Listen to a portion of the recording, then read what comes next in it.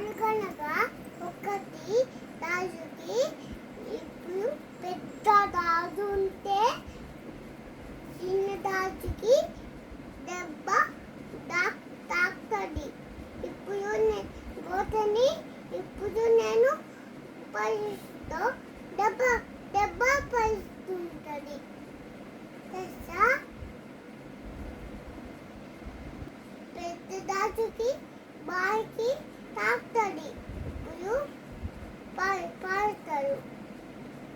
నాకు తెలుసు. ఇప్పుడు తెలుసా నీకు? ఊసి దగ్గర అందరూ పలుకుతారు.